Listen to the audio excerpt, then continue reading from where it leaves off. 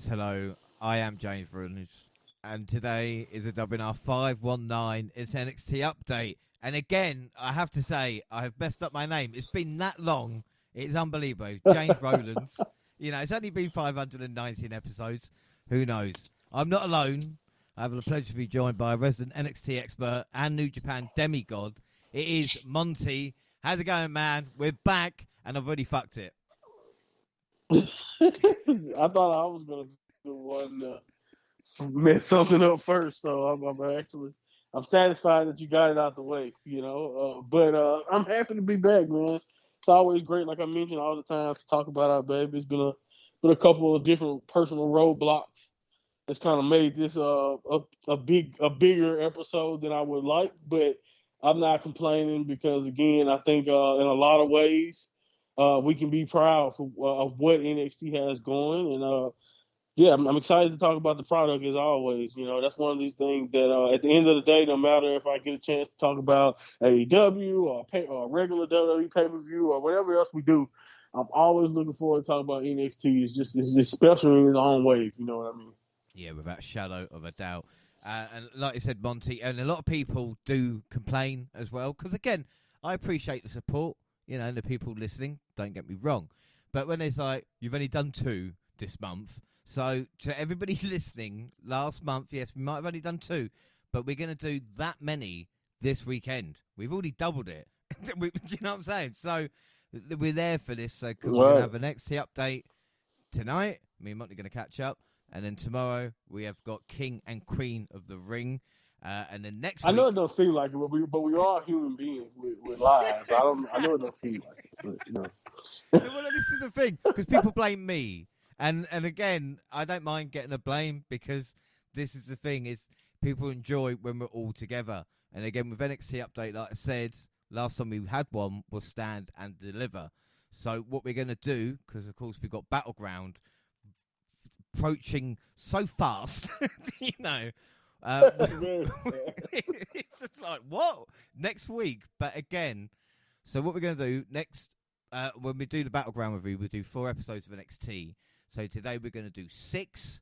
So Stand and Deliver 6 weeks. It'll make sense whilst we're doing it. Don't worry about that. And also do news, because we haven't done news in a little while. And some of it's going to seem a bit like, wow, that was last year. But we're still going to do it. First off, releases that we had right at the start, just after Stand and Deliver.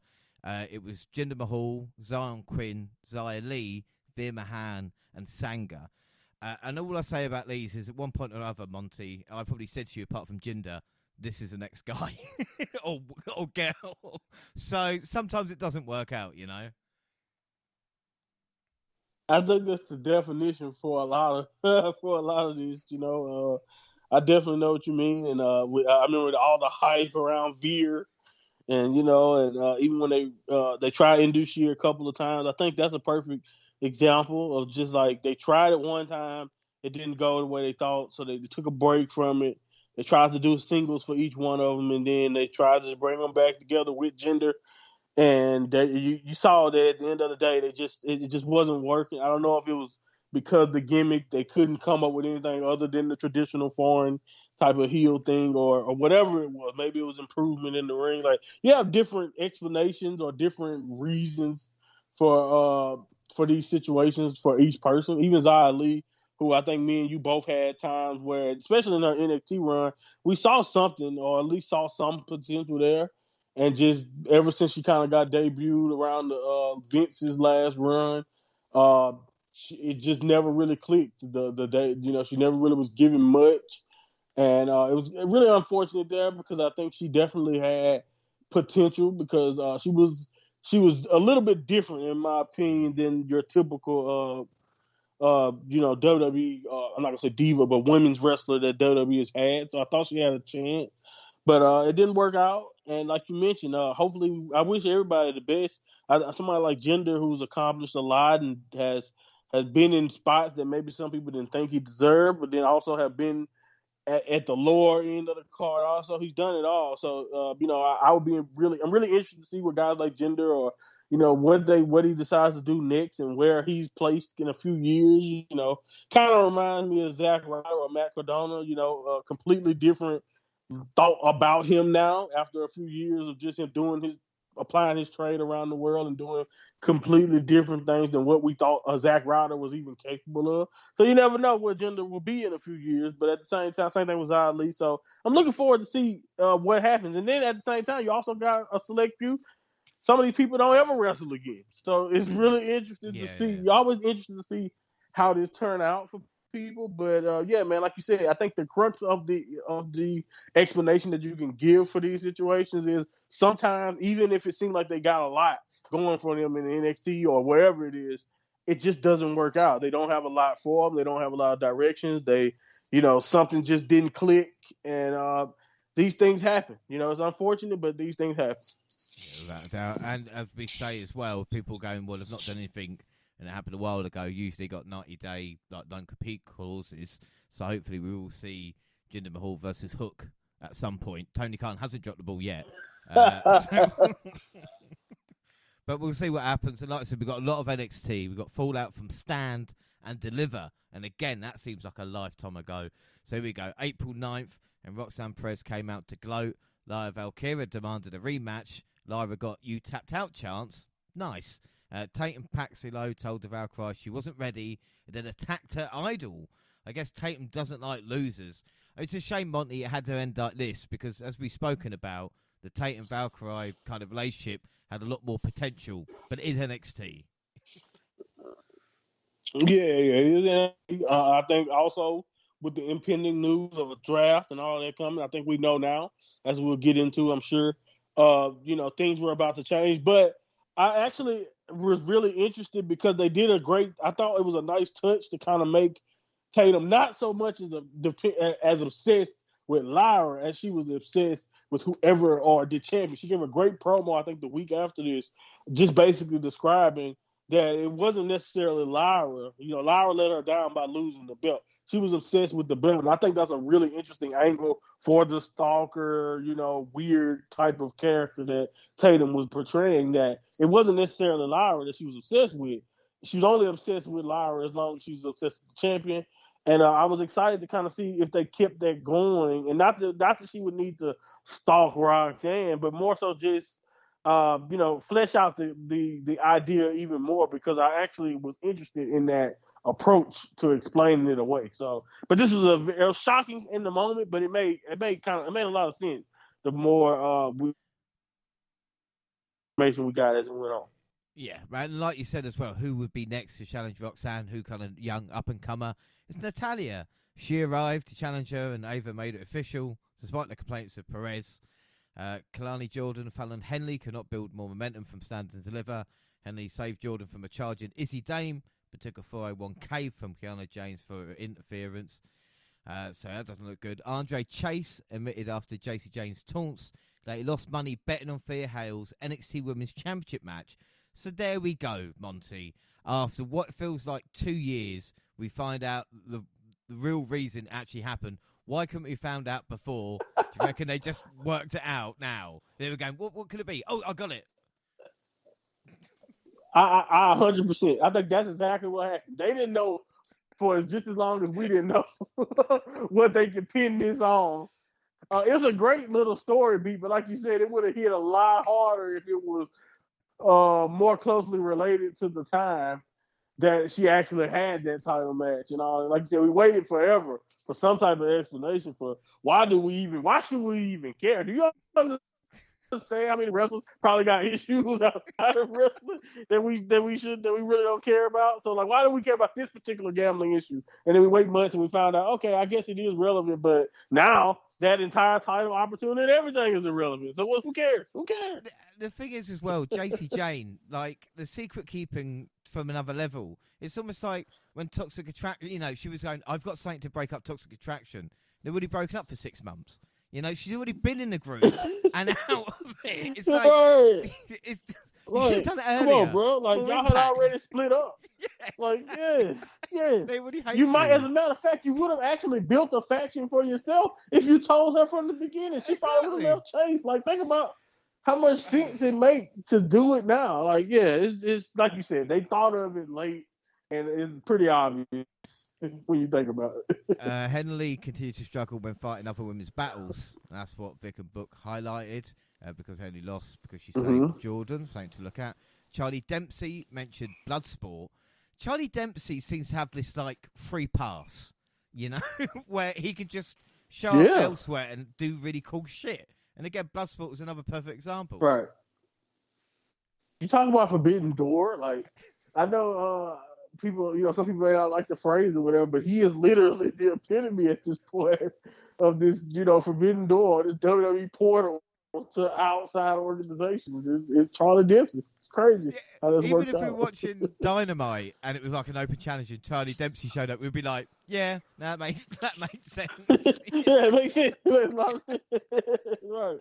Right. In his NXT TV debut, Javon Evans lived up to his promise that he's bouncy. He flew in and out of the ring and hit a springboard corkscrew senton for the win on Scripps. Scripps and Jada Parker promised victory for OTM tonight. Yeah, right, maybe her.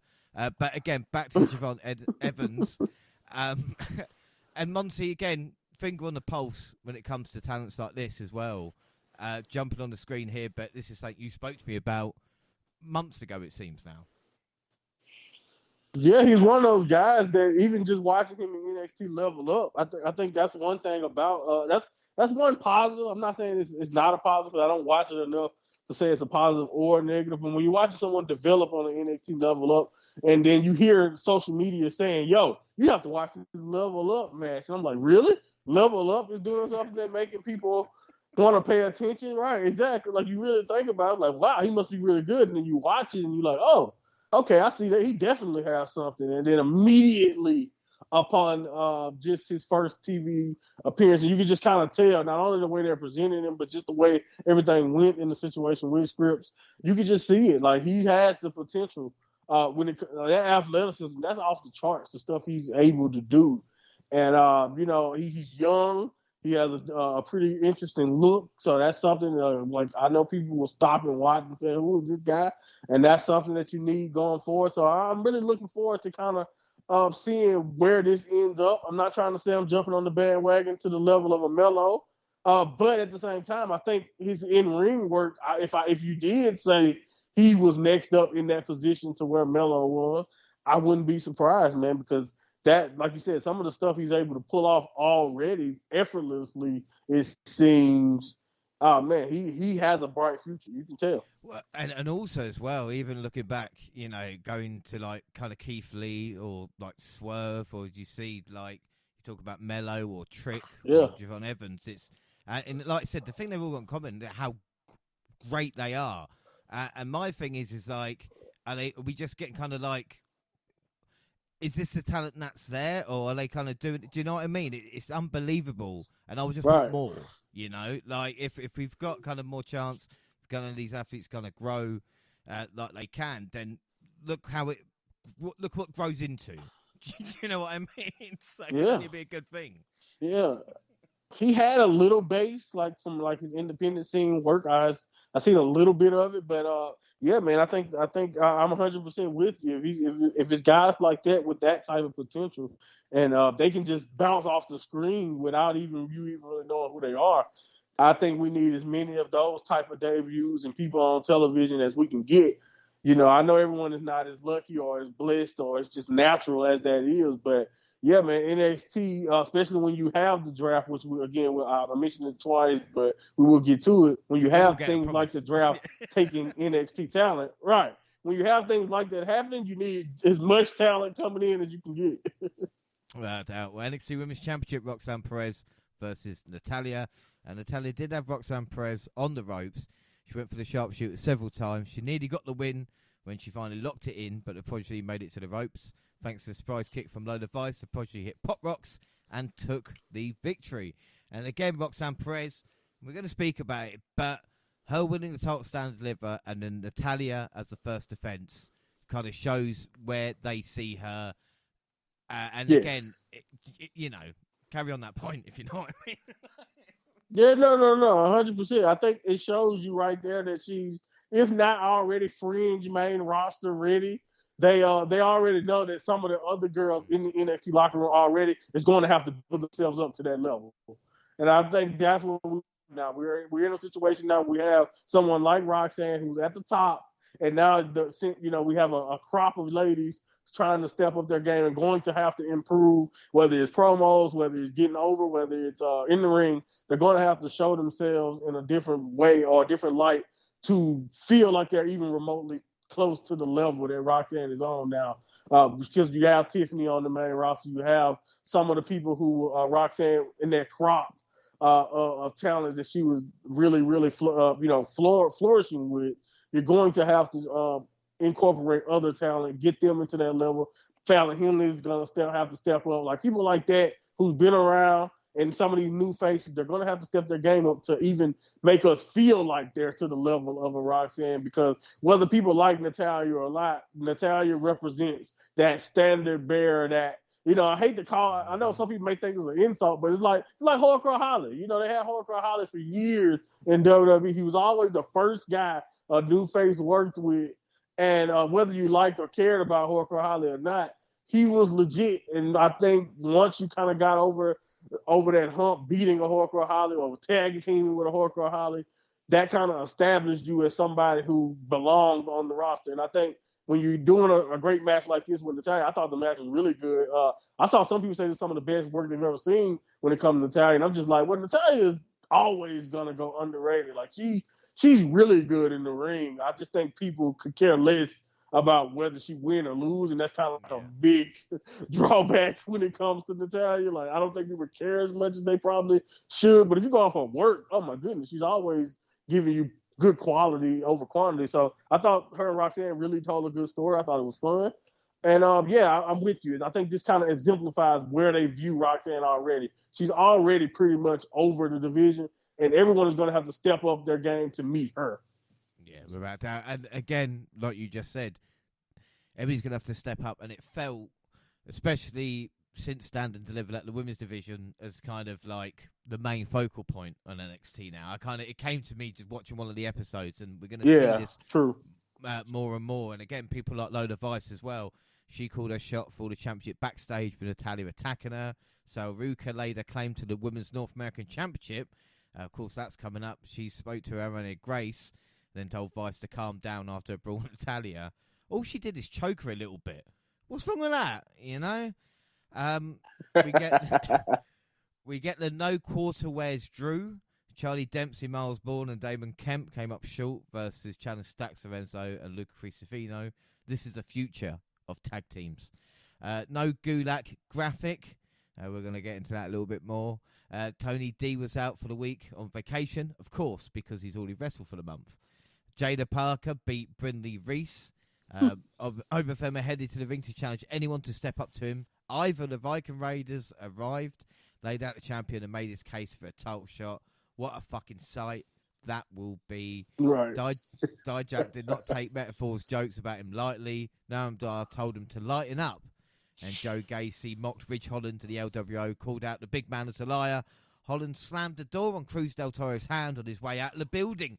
Is Ridge like the Homer Simpson of NXT or something like this? Like, it's just... I don't know, man. And it's not going to get any better. I'm trying to get invested in Ridge, man. We'll talk about that more, like you mentioned, but it's really hard sometimes. I'm trying. They've tried. We've tried. This is crazy. NXT Tag Team Championships. The champions, the Wolf Dogs. Remember them? But we still... Prompt Breaker, Baron Corbin versus Nathan Fraser and Axiom. Of course, Fraser and Axiom announced for the match they would stop teaming together if they lost, which kind of gave us this championship. Again, Monty, you mentioned this at Stand and Deliver. This is something NXT do, where the champions retained then, but after a fantastic match, this was seriously really, really good stuff between the four. We see the Golden Ratio and the Phoenix Splash and your new NXT Tag Team Champions, Axiom and A-Kid, who haven't got a tag team name, doesn't matter. And then the final testament arrived afterwards. The Office of Pain laid out the new champions. I mean, oh shit. What a fucking match. And again, what a way to end it. Right, that's just what we need, right? The final testament. But I agree 100%. You know how I feel about this. I kind of had a feeling. So when I went for the title change, part of me wanted to slap myself after the fact because I said it at Stand and Deliver. They're gonna win it there, but you're 100% right there. They've done this countless So times. many. Defend your belt at the big show, and then literally give us a rematch right at the next NXT, and then we get the change that we all know was supposed to happen. And a lot of everybody knows I was enjoying what the Wolf Dogs were doing. I think we all were, but we all knew that they had plans for Braun, which we will see going forward. And even with Corbin, you know what I mean? I think he has earned himself. No, we talked about this. He's been great, and I think he's earned himself. If he wasn't going to stick around in NXT and continue to be a very consistent, a veteran hand for the younger talent, going back to the main roster, I think he had earned that spot. So I think we both saw that coming, and I think that's why I thought at Stand and Deliver would have been a perfect way, a handshake or something, you send them on their way. But that's not what we got. We got a very good match. I'm not going to complain about the match. High quality stuff. I love every time these two teams have gotten involved with each other. Their styles just fit very, very well. A smash mouth, powerful team, explosive on the one end, and then you have high flying, very, very smart, but also fun to watch tag team in the new tag champions, Axiom and Frazier. So it was a great result, great outcome, good match, and I wasn't mad at the Authors of Pain popping up because it just kind of it also gave me nostalgia vibes with Authors of Pain because I don't care what anyone says, that's peak AOP NXT level. AOP is peak in AOP. So it was cool to see them and see that they're possibly next.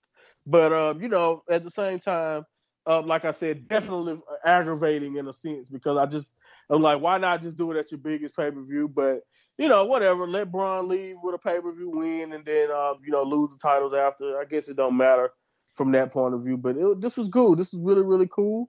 And we have new tag champions. I think neither one of us can complain about them as tag champs. Even without the name, their wrestling fits together. Even if Nathan, I think both of us probably can see in the future if they do turn on each other, if injuries let them be able to stay together, without injury. I think Nathan will probably be the one to turn because he's kind of showed signs of cockiness in the past, and Axiom is just such a good guy so far that I think Nathan will probably be the one to do it. I'm calling it now. But I think as a team and as far as wrestling goes, yeah, man, they're really good together. So I'm excited to see what they can do. Yeah, right out. And again, it's weird to be proud, but to see them from NXT UK to get here, and of course Fraser winning his first goal in WWE, and again, this is something that we'll have to think about. Axiom, obviously, first proper championship, but there's very few wrestlers, I would think, with different gimmicks who have won championships. You mentioned Hardcore Holly, and I'm pretty sure the Hardcore Holly and Sparky Plug would be one. But if there's any more, email us and let us know. But yeah, A-Kid and Axiom. And again, Bron and Baron caring for each other cost them the gold. That was a story. Beautiful, right? Beautiful for two guys who acted like they could care less about each other the entire run. Beautiful. I was wondering where Gallows and Anderson were as well, but Vic Joseph Booker T announced Spring Breaking for April 23rd and April 30th. And then we see Trick Williams giving Carmelo Hayes his flowers and then gladly turning his attention to Ilya Dragunov. The crowd was completely behind the challenge. The Mad Dragon only agreed if Trick put his NXT career on the line. The two agreed on terms, but Carmelo Hayes arrived and laid out both men. Melo announced he would fight Trick next week in a steel cage. Now, if you ever wonder what it's like, for someone getting a push or getting behind, WWE putting all their chips with Trick, fighting Melo, followed by Dragunov with Spring Breaking, that's a real sign, that things are going your way. And speaking of signs, the Trick finish your story, I'm not sure. Monty, what do you think of this? Again, this has been the best story consistently for I don't know how long. Yeah, I'm with you. I love the fact that Melo just won't leave him alone. I kind of like that because it just kind of fit who Melo is as a character. But doing the whole put the stakes of the career, I think they kind of gave hand with that one because it's just like, come on now. As hot as Trick is, we supposed to believe you're threatening. But I guess you could have convinced yourself that they're gonna call him up and he won't even get a run. But I think anybody who's watched Trick enough, me and you both, we can both be honest. As great as Trick is and as over as he is and as deserved as all of this is, we know he needs more time, more seasoning, more ring time, more carrying the load. And I think that at the end of the day, that kind of played a factor in my mind when I watched it. But it was, like you said, it was beautiful from the sense that I knew that this kind of exemplified them giving him the ball, even from Melo and Ilya, from both guys, if you think about it, because Melo has been a focus of NXT for a while now. And then you have Ilya, who came in and been on top and kind of took the world title from Melo and also been a major face. So for those two guys, pretty much the faces of the men's heavyweight division, pretty much, and just being the guys who carried the show, both putting things on the line and putting it against Trick Williams. I thought it was just like you said, it just signifies that, okay, Trick is the guy. Not only do the fans know Trick is the guy, but management knows that Trick is the guy. It isn't no one else is even close, in my opinion. And I think that's kind of like what this signified to me. Now, not only do we get the rematch with the stakes and all of that, you get the let's go ahead and close the book on Melo. Let's do it. Let's close it all up, because after this, we're trying to move forward with you possibly on top, and wherever we're gonna go, wherever NXT goes, is gonna be on the shoulders of Trick Williams going forward. And I think, again, as somebody who's watched him on this journey and seen just how much he deserved it, I think I thought this was a really, really good move. Really good move. Me and you both brainstormed for a while, like how would they end all of this? Because, like you mentioned, it's a big story, big long-term stakes, and all types of twists and turns in it. How would they decide to go about it? And I can't say that I was dissatisfied that they decided that we're gonna basically put a bow on both of these stories around the same time. Without doubt. We'll move on April 16th. We start with an odd matchup, Dijak versus Noam Dar. Oro Mensah distracted Dijak with a mask that was similar to T-Bar attire. It was just enough for Noam Dar to hit the Nose Roller to win. I'm not surprised Dijak lost. I'm more surprised Noam Dar won. Speaking of Noam Dar, kind of, someone created Shah Samuels on 2K for me. I know I mentioned it on an update, I don't know how long ago it was. I was so happy, Monty. You know what I mean? I'm an important person. So and honestly, there's probably at least 4 or 5 Shah Samuels, So I do appreciate that. If you can think of anybody you want created, Monty, then, just say it and I'm sure it will happen. I had to think of somebody. So Aruka versus Lola Vice. Aruka was rolling until Blair Davenport tripped Aruka off the ropes. Vice caught Aruka with a roundhouse kick for the win. The referee saw, but just didn't care. Natalya interrupted Vice's celebration to announce they would fight in 2 weeks in NXT Underground. Carmen Petrovich promised to help Natalya train. Yeah, great. Vice told Petrovich stay out of the way. Aruka demanded a rematch with Davenport next week. No DQ. Ariana Grace and Gigi Dolan had a meeting in the park where Dolan seemed willing to follow Grace's lead until the business was complete. Didn't we just do this story with JC and Fia? Seriously, Didn't we just do that? NXT Anonymous, again, must be anonymous because it doesn't show for months. He caught Holland backstage choking out Wild after a conversation with Ava. Ridge Holland then beat Woken Wild. Sean Spears came out to watch this closely. Holland's shoulder checked him after the match. Didn't we just do the story of Ridge and him leaving as well? Did we? Anyway, Tony D explained that the family was continuing to grow and learn from every fight, even losses like his to Ilya Dragunov. No Court Catch crew interrupted to question why the family made their business public last week. Charlie Dempsey refused to pay for business rendered. The Don threatened to go for the Heritage Cup. A brawl broke out that ended with the family standing tall. So, Monty, the family murdered Gulak. Is that what happened? That's what happened. That's always so I've heard. So I've heard they, Gulak was sleeping with the fishes. I don't, cool. Like you said, they made it public. That's fine. Yeah. And guess what? That's the baby face. That's the guy you want to cheer for. Well, I can't wait for Tony D on the main roster. You know, I can't. I just can't. R-Truth, just My missing. God. That's what I'm saying. Just taking out mid-carders. You know. Anyway, the NXT locker room ran out to answer an open challenge from Ilya Dragunov. Why?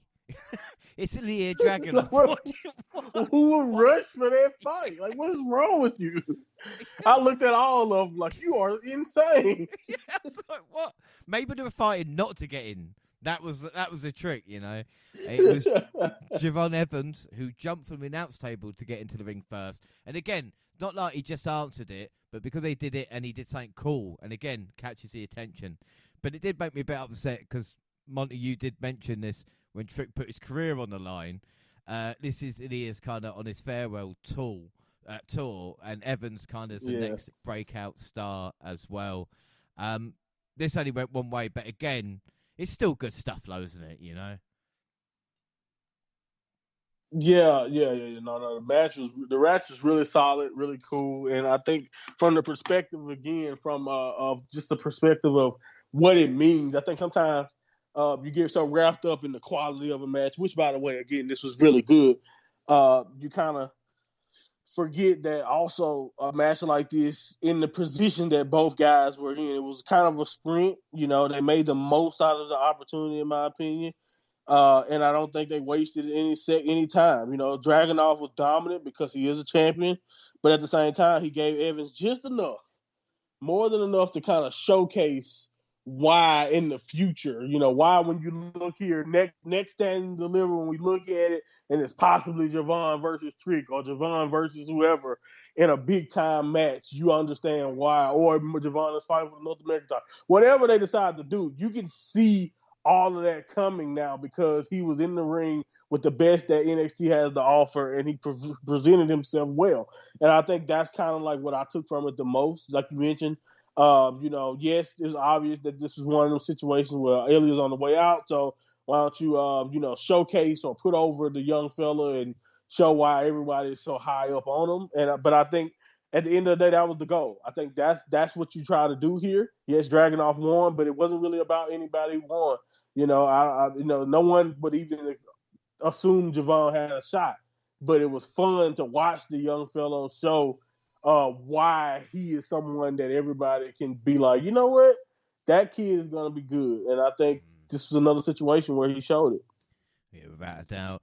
Tatum Paxley told everyone that her one true love was always the NXT Women's Championship, and she done letting anyone else touch it. Again, love it. I'll come back to that in a second because we also got Andre Chase explaining to her why he beat everything to her on NXT, why he bet everything on her for the women's title, explain it to her in the end. So literally in 2 segments, and say what you will about NXT, you know, but it's one of the few places that actually explain storylines coherently, and they did it there. And again, with the Tatum one, it was like, yeah, that makes perfect sense. Yeah, it explained everything. You know, again, yes, did it have some people wanted to say Mickey James, Trish Stratus type theme. All of that stuff was beautiful, but I love the fact that the entire time that it seemed like she was, you know, looking with the hard eyes with Lyra or wanting to do so much for Lyra, that in this woman's mind or, you know, in her little twisted way, this was all for the championship. And I just think it's a genius way, and it's smart. It's also a smart way to explain a weird, like, I love the fact, because, like, this is the thing about, and no offense, because everybody knows how I feel about Bray Wyatt. I love Bray Wyatt. Even The Undertaker, to an extent, had this problem. I think Kane would have been more of a world champion as a wrestler if you could explain away some of the monster tactics. Sometimes monsters in wrestling, especially in WWE style, don't win as much as you would expect because sometimes it's tough to explain away why they even care about this belt. You know what I mean? Like, why would Undertaker's on like a 5-6 time world champion? Because at the end of the day, he didn't need 20. Because why would you explain away why that matters to him? So His parents always wanted him to be champion. Yeah, exactly. Like, did his dead parents always want him to The care ones he about set this on gold fire. belt? He always. Yeah, exactly. When Kane was burned, it was all over the chances of finally one day becoming world champion. You know what I mean? Like, explain it away. But I love that. I love that the obsession, the stalker tendency, that has nothing to do, and it has so much potential because now it means it doesn't matter who's the champion. It doesn't matter what's going on. It doesn't have to be tied to a particular person. It's the belt. And I think that's just smart and something she can do for the rest of her career, too, because now, all right, you know what? I switched focus. I love the way the NXT North American title is looking at me. You know what I mean? Or I just love the gold. way, whatever. You can switch it to gold. Right. Now I need to find a partner because I like the white straps on the tag belts, whatever it is. You know what I mean? She's the Gollum of like the title. Yes, and it's genius. It's genius, man. It's a great way to make her character. It's a great way to explain the way anything she does. You're right there. And again, they put Thea Hale and Tatum Paxley together as well in the matchup, and Jasmine Nix and Jacy Jane got involved. Jane's surprise attack allowed Paxley to roll up Hale for free. Afterwards, official tried to contain Hale and Jane, but another fight broke out in the ring as Nia Valkyria jumped Paxley. Roxanne Perez wanted to fight the winner of Valkyrie and Paxley, but Ava instead booked a triple threat match for Spring Breaking.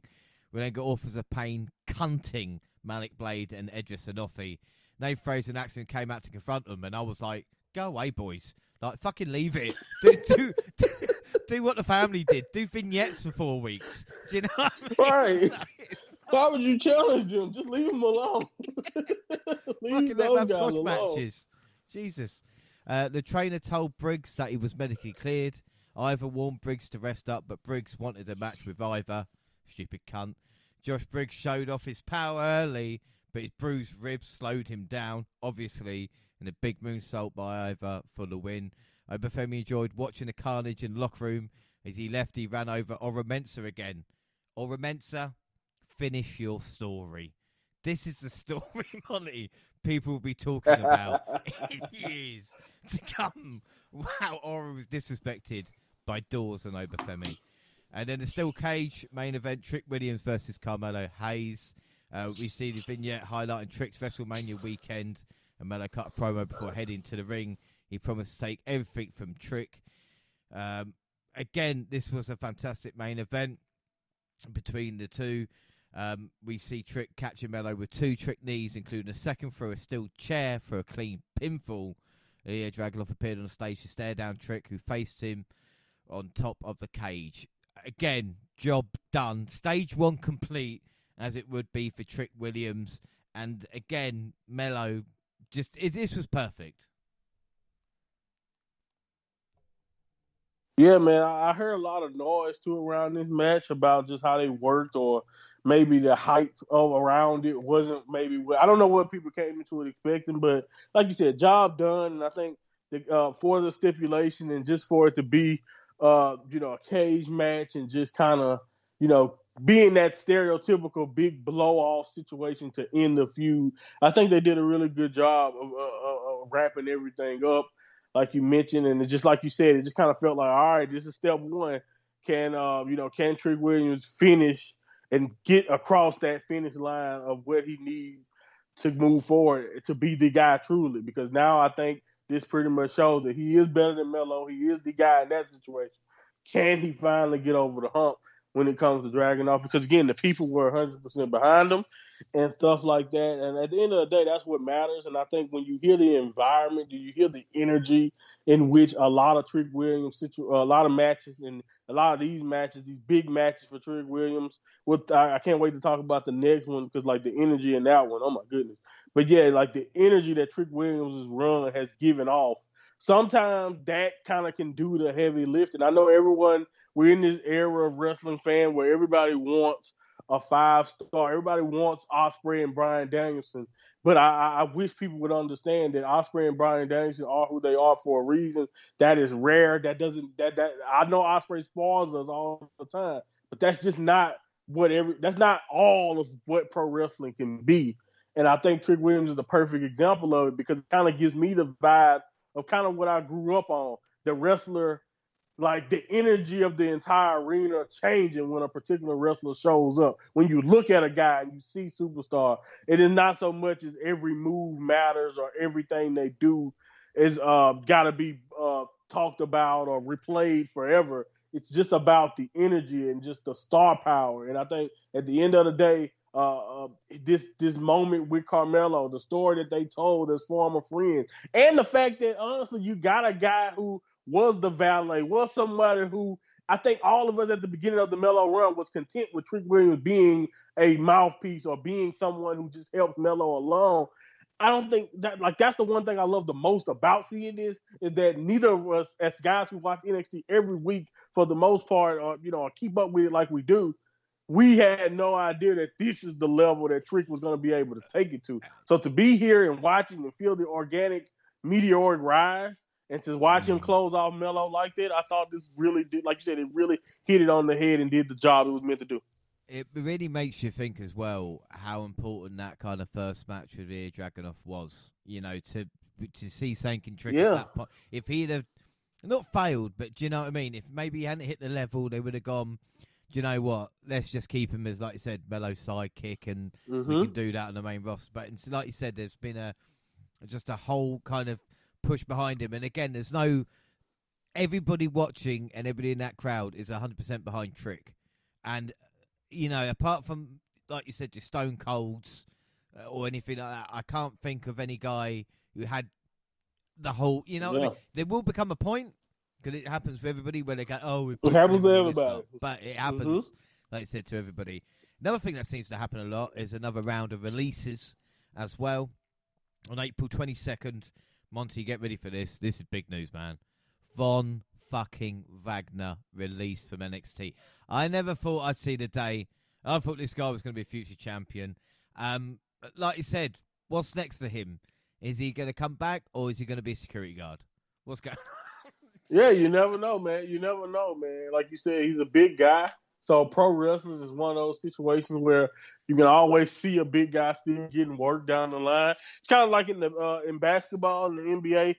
A lot of times a 7-footer might not be that good, but he's always got a job, because at the end of the day, you can't buy 7 feet.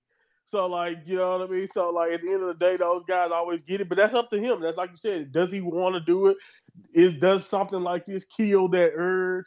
And I'm really interested to see. I didn't really do much extra information on it, but I was wondering, was it an improvement thing? Was it they just didn't have the confidence or going forward to give him more? Because as much as as much as I talked about the guy, I didn't think, especially towards the end, I didn't necessarily think he was so horrible that, that I've seen worse. I've seen them make worse, go to the main roster and be on television. You know what I mean? So, it was one of them situations where I was kind of still shocked, because you're 100% right. He was a guy that at the end of the day, you'd be like, well, he's a big guy. He has a look about him. He's going to be a heel champion. Especially if this was Vince, I don't know if he's gone. You know what I mean? Yeah, you see what I'm saying? Because that's a guy that Vince would call up and force as Intercontinental or World Champion in a few years. You know what I mean? Yeah. Yeah, exactly. We've seen a lot worse get pushed down our throats. So to see him gone was definitely still shocking, no matter how much everything he did was, devoid of anybody really caring. I think that might have been the thing that killed him too. If it wasn't improvement in the ring, it was because you just couldn't find yourself worried about much that he had going on. Yeah. And again, speaking of releases, April 23rd, another one, a guy who, in NXT, I think when we were doing it together and we were speaking about a feud between two guys and saying this one has got a future, Cameron Grimes, the feud with LA Knight is something that kind of lives in this WNR infamy, if you know what I mean. And to see Grimes released, but again, he was different on the main roster than he was on NXT, and I'm surprised of that under Triple H now.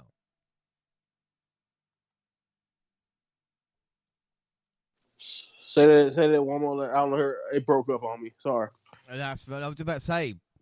To go up on the main roster just didn't seem to have the fit. And again, with Triple H in charge, That seems a bit of a surprise considering how talented Grimes is.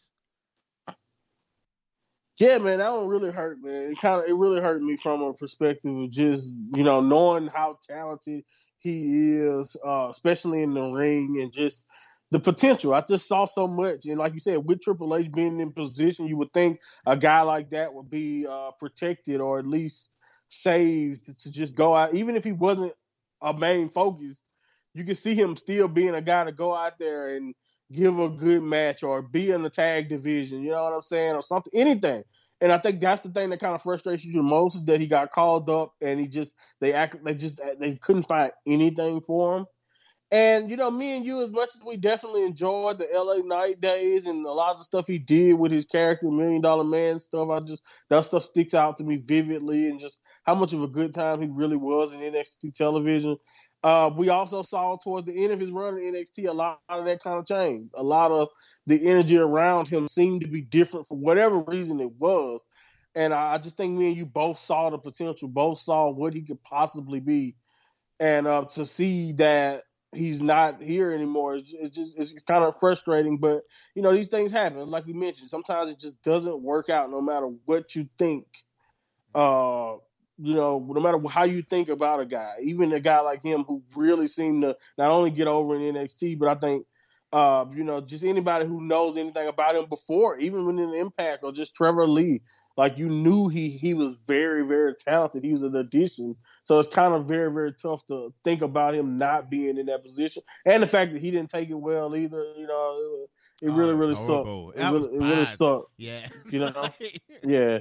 Is it if a Yeah, it puppy really could sucked. cry, like right, man. It was but very, again, very disappointing. Like we said, hopefully Trevor Lee on the independent scene, especially with Impact as well. Someone like Zachary Wentz, who made a mistake of, we all know the mistake he made dressing as Hitler. We've all done it.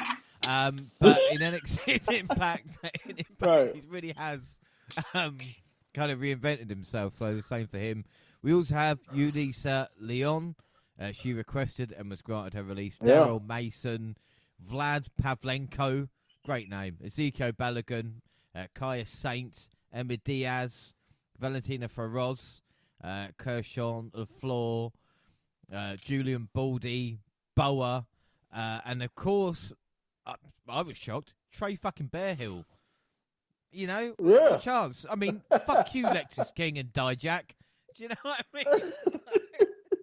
Right, like what the hell, man? Lexus King, man. It's just he get his spot taken, and then just I don't know, man. It just really made that was one of those situations where you just had to think is like, okay, he must and I don't want to be disrespectful because I know anyone losing their job, I get it. I'm not finna get on that, but like, man, did he not like? What did he show them that made them think he was in the breakout tournament level? But then all of a sudden, now we don't want anything to do with you. Know what I mean? Hand did he shake? It's very confusing. Whose hand? Didn't he shake the Undertaker's hand? Right. Backstage or something? Yes, like who did he disrespect? Like what happened what can change the way people look at you that drastically, that fast? And then you start to hear the jokes like, oh, they met their indigenous quota with Eddie Thorpe. And I'm just like, come on, man. It is weird though. Eddie Thorpe has been cleared for action, and they did release Trey Bearhill. I'm not starting a conspiracy theory, but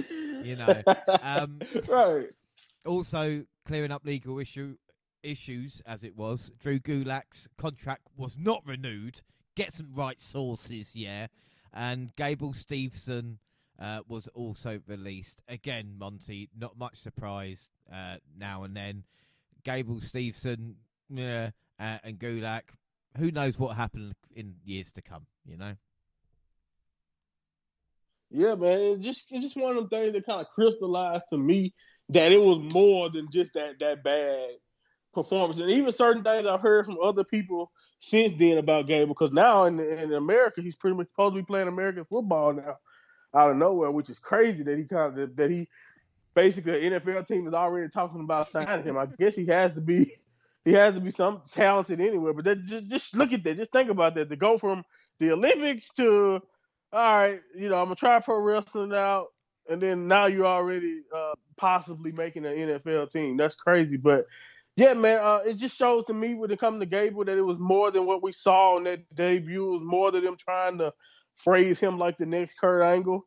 Like he had to just not be showing any improvement, or at least, and maybe it's a dedication thing because we know they still kept Damon. So Damon, all from the beginning, kind of seemed like this was more of his jazz, more of something that he cared more about, whether you like him or not, than what we were getting from Gable. And then for them to also try to paint him in a certain light. And then the fans at that point too, by the time he debuted, the fans had already not wanted much to do with him. So the Gable Stevenson thing was not that big of a shock to me, but it was when you think about that. I remember vividly WrestleMania not too long ago, them wasting our time saying this guy is going to be the guy, Gable Stevenson, and now look again, at it.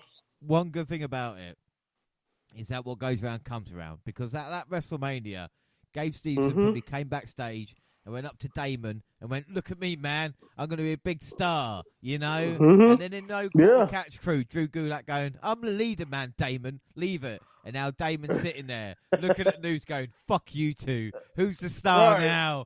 Who's here? Right? Who's still here, buddy? And then, like you said, with Gulak, it's just, we all know that mess. Again, not even going to dredge up all of that, but to hear the other stories about his attitude, I couldn't believe it that he had that type of thought process, because I don't know what the hell else Gulak thought he was in NXT for, other than to help people.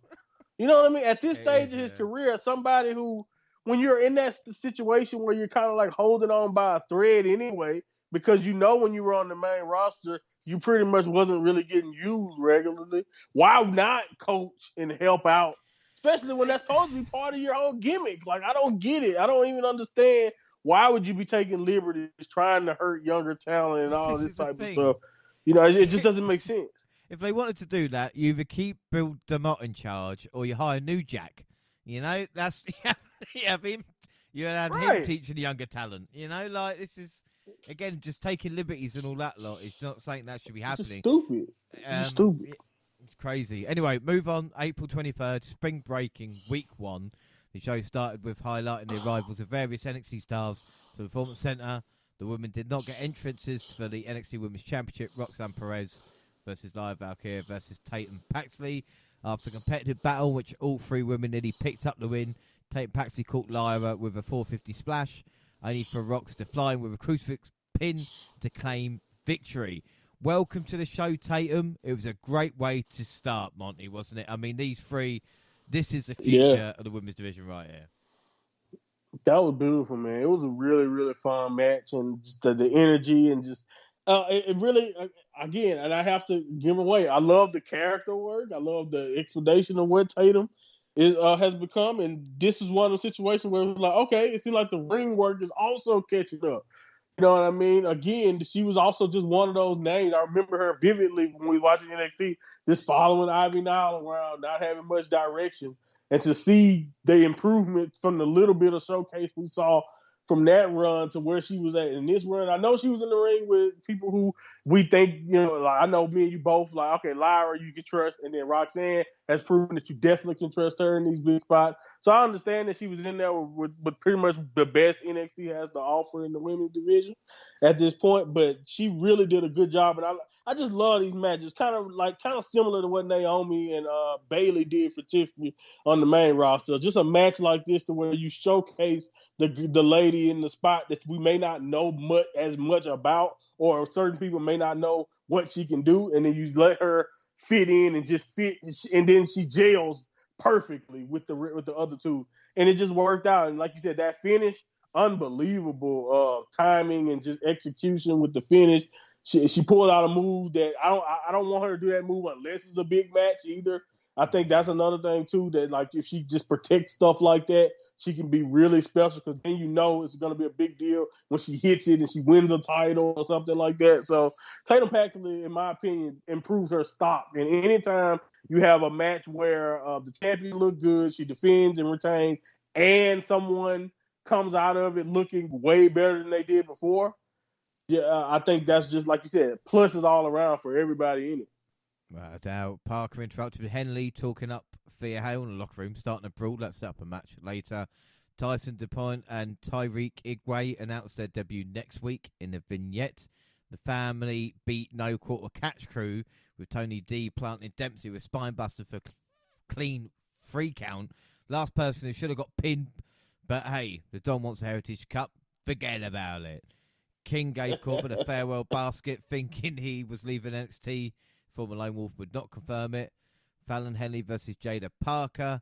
Henley was rolling, but a couple of time distractions for OTM at ringside set up Parker to plant Henley with a teardrop hip check for the win.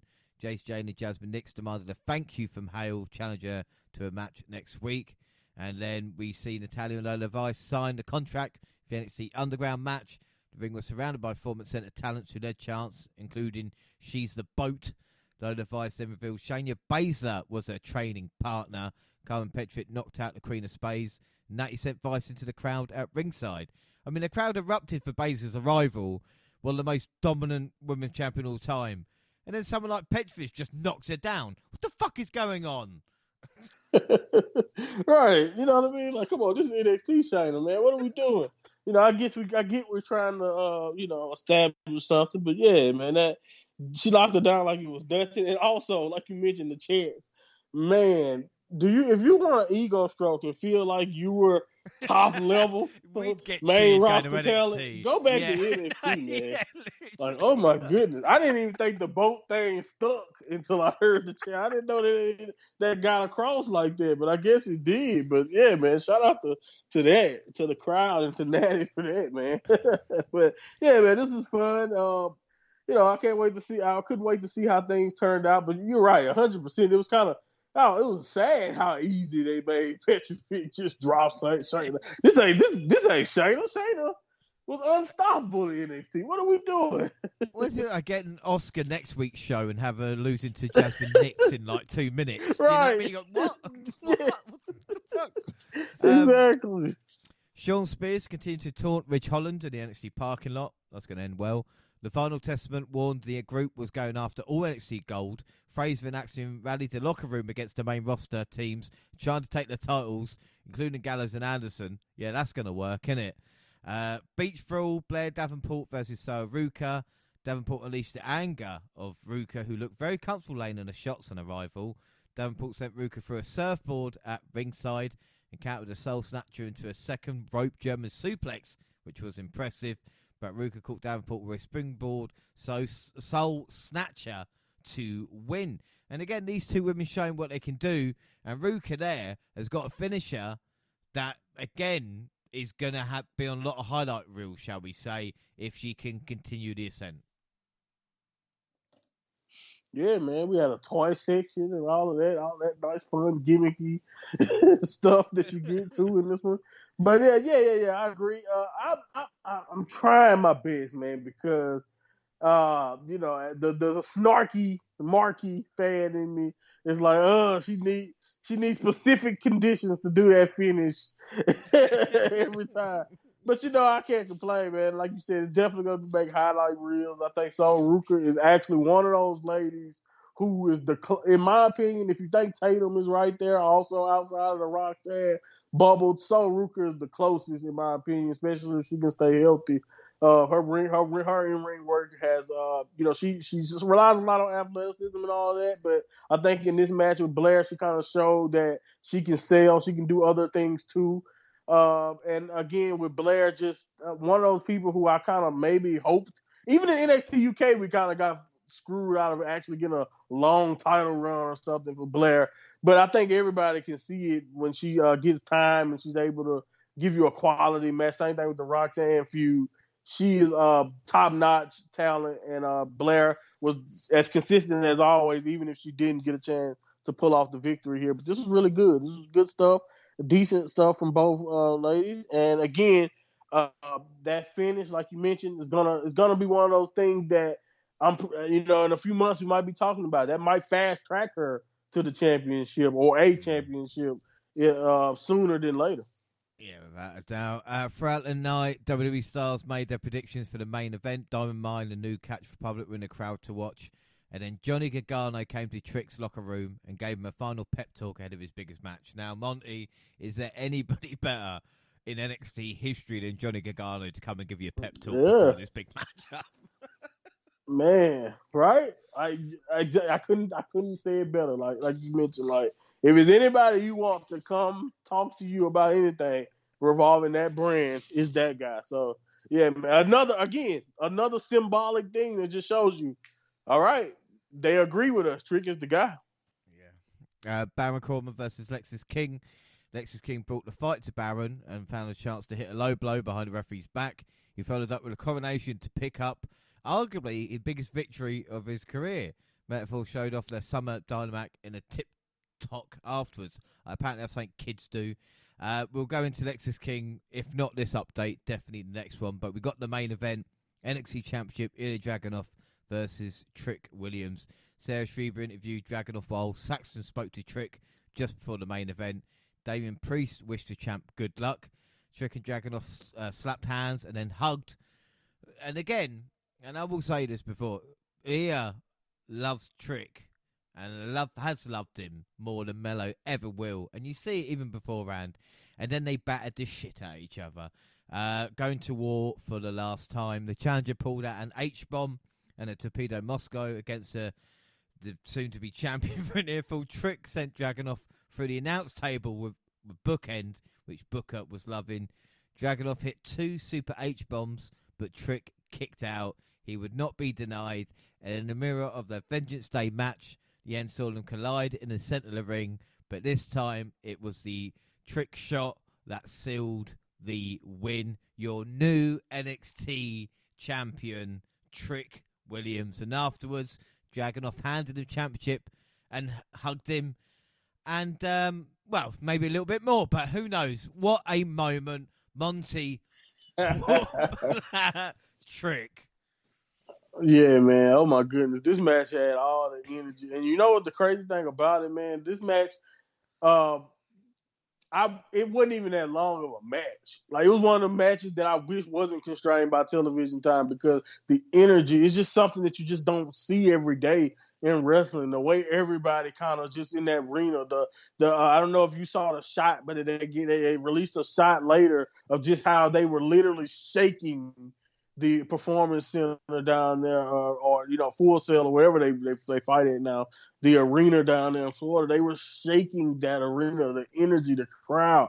Everybody was just on fire for everything that they did. And like you mentioned, this is how you book a face versus. If you're gonna make a face versus face match, and then allow them to be able to be as physical as these two guys always are, this is how you do it. And to be fair, we know with Dragunov, you don't really have a choice but to be physical. But that's what I love the most about it, is the fact that, like you mentioned, we know Dragunov respects this man. We know Dragunov has an appreciation for Trick Williams. And it's just been so organic. Every time they fight has just been a legitimate, sprint, but it's also like, hit me with your best shot type of deal. And I think this match played off their history perfectly. You know what I mean? Not only with the finish, doing a basically who's going to land it first, but instead of being last time when Dragunov hit Torpedo Moscow first, this time Trick knee hit first. Not only did they do that, but it's just the entire energy of the match was like, okay, I'm going to test your toughness. And I think if you think about what Dragunov is all about, Trick answered that bell perfectly if you think it from a storytelling standpoint. Forget the fact that everybody loves Trick and everybody wanted Trick to win this match. But just from a storytelling standpoint, the fact that Ilya from this entire title run has been trying to say, who can slay the Mad Dragon? The only way you slay the Mad Dragon is by being able to withstand the onslaught of what Dragunov has to bring out. And the fact that, like you said, Trick Williams surviving the diving H-bomb, surviving the high impact offense that Dragunov brought to the table. From a wrestling standpoint, this match was great. And then, like I said, just to take it over the top and be just one of those moments that I think if you're gonna show a highlight video of NXT just from its origins all the way, like this is one of the moments that they could put back in the highlight tape of just what NXT is when they do like a 15-year or 20-year rewind of NXT. Trick Williams beating Ilya Dragunov, and the energy in that arena is definitely one of those things that they can show from this era of NXT, because it was just special. It was beautiful, man. It was really something. It was so good that I was like, how are we allowed to just watch this on free weekly television? You know what I mean? Like, there's one of them things that you almost was like, damn, this should have been on a live PLE or a pay-per-view. So it was really good. It was really, really, really good. And I think me and you both can come away, even as somebody like you who love Ilya and wanted Ilya to carry the flag, you knew just like I knew that this is how you do it. If you're gonna dethrone Ilya Dragunov, because we didn't get a chance to get him dethroned of the NXT UK title, so to watch and have Trick Williams be the guy to be able to take out the Mad Dragon, and not only did he take him out from a standpoint of, we know the fans wanted him to, he took him out from a physical standpoint. Also, this was just, I couldn't ask for more. Yeah, and like you said as well, this is the first time Ilya has lost a championship in WWE. And again, he did stuff. He did something that kind of Gunther didn't do, or anybody else. You know, Pete Dunne come up onto NXT and be the champion and be the man. And there's no doubt, you know, his career is going to go from strength to strength because you can't have a bad match with Ilya Dragunov, you know. But again, talk about Trick. I don't think many superstars has had a better 2 weeks than Trick did, beating Mello in a cage and then beating Ilya Dragunov. And as I said to you, I was a bit surprised this is week one, night one even of spring breaking, but with the draft coming up and everything involved, you know, you kind of have to make it what it is. But again, this is, I had kind of, as you mentioned, this kind of reminded me of like Indiana Jones and the Last Crusade in a weird way, where, you know, there was finally a worthy challenger, and Ilya was happy to kind of give it away, you know, and especially being Trick with someone he's built up, it was almost like, yeah, Ilya was more happy about Trick beating him than kind of anything else, because he, you know, because Ilya can win titles, you know, he can come back and win the NXT Championship, whatever it is, but yeah, to get Trick there, to show the fire, to take it to that next level, it's those three guys, you know, or Ilya and Mello couldn't have done more, and the booking have done more to build Trick. And the question now with Trick is, where do we go from here? Because after that massive high and, you know what I mean, all these great matches, what's next is going to be the important thing. And, of course, that's what we're going to find out as we head to Battleground. So, anyway, we've still got Spring Breaking Night 2, April 30th. And, of course, we open a recap of Trick Williams winning the championship. Whoop that Trick. And like you said, Monty, as well, the crowd, the camera shaking, what an absolute, you know, moment that is. And to have the following week as well, you know, the crowd there with Lash Legend coming out to congratulate him. They talked, there was no real revelation of advancement, but I mean, whoop that Trick. You know, Trick deserved this, and that's what it was, you know. Yeah, man, that's pretty much all you got from it. That's all you needed, just a moment to take it all in. You know, that you overcame your former friend, you overcame the Mad Dragon, and now this is yours. Like the crowd, the adulation, being on top, getting the main angles, or being just the main attention, the main attraction of NXT now. This is all on you now. So it just felt like a reset. You know what I mean? It felt like a good little reset for Trick to kind of, you know, all right, that's done. Now we're moving forward. But that's what I'm going to say to you, and give me your honest opinion, because what we saw with Obafemi walking past Trick, and again, it gave me tingles, but I thought Oba's winning. Like, I love Trick, but I was like, fucking over. Yeah. No. Whenever they decide to pull that trigger, I don't know if it's stand and deliver. I don't know. And I know I mentioned Javon and Trick and all that, but nah, 100%. If Oba gets that title shot, even if he's still champion, I think Oba might kill Trick Williams. Like, yeah, man, that like I think I was happy when I saw Dragunov and him stare off, but like to see Trick and him, you know, also stare up, it's just like, oh my goodness. But like I don't know. Man, that can be special. I think they're gonna leave Obafemi in here to like the main roster, because you can't possibly. Do you know what I mean? That match is just, I can't even fathom that match between the two. Like, it's just fucking. God. But like I said, exciting times. We see Gigi Dolan and Ariana Grace talk about the card whilst eating dinner. And like we said, the first match was Obafemi putting the NXT North American title on the line against Ivar. It wasn't pretty at times, but that's the risk with meaty men, you know. Oba picked up and powerbombed Ivar to retain, and then Wesley made his return and confronted the champion after the match, making his intentions clear. This was great. Our boy is back, but he's got a fucking death wish. Monty. Yeah, I was like, oh my god, oh damn, man. I was like, man, I'm so happy you back, but I don't know if you want these problems. Go right back to the shelf, right back on the shelf dealing with this, man. Yeah, man. But I was so good because I wasn't really expecting it. NXT doing a great job of kind of keeping it low key, because I saw him getting back in the ring, but I just thought, okay, he's finally back sparring, he's back, getting himself going. I didn't think that he would be on television and being ready to wrestle again so soon, but yeah, 100%. And he's another guy too. Not to say that I see him beating Trick before Obafemi, but he's a guy that honestly, depending on how they decide to go, he doesn't have to be relegated to the North American. He's a guy that I think we both will be interested to see possibly chase Trick too eventually. You never know, because like Wesley, as far as in the ring, him and Trick might be able to do something fun too. So this would be cool. It's a great addition to have back. Anytime we can make the talent stick out more and just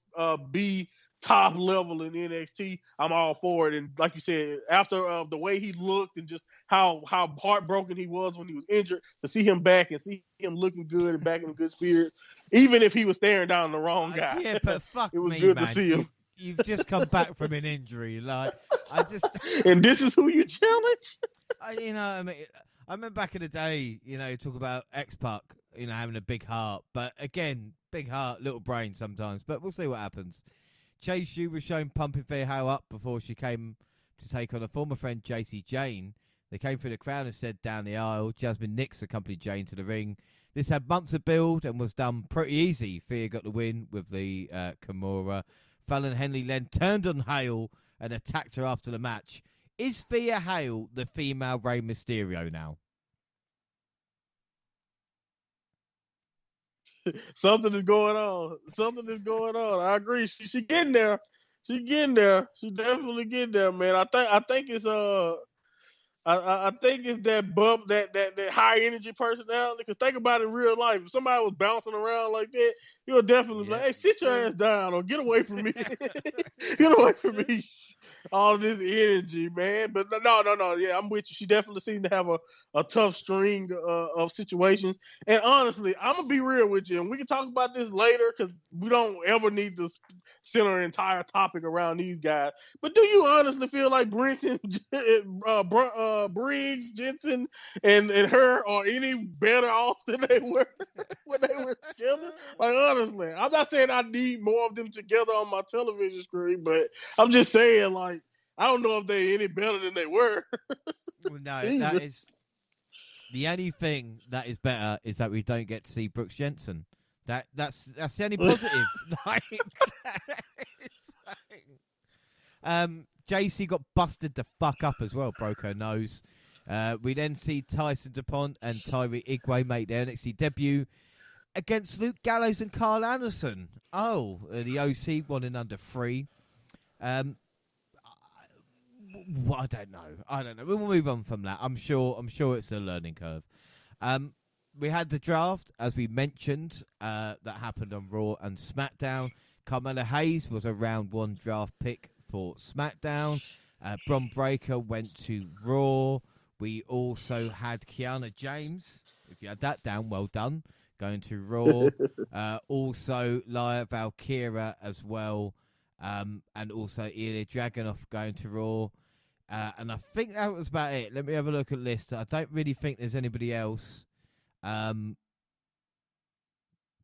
as well. But rumours of his contract coming up, we're not really sure. But again, the main story, Lyra Valkyria, Ilya Dragunov, and of course Carmella Hayes. How do you think NXT has done after draft, Monty? Because that is huge talent to lose. But again, I think they've had worse years. No champions gone this time.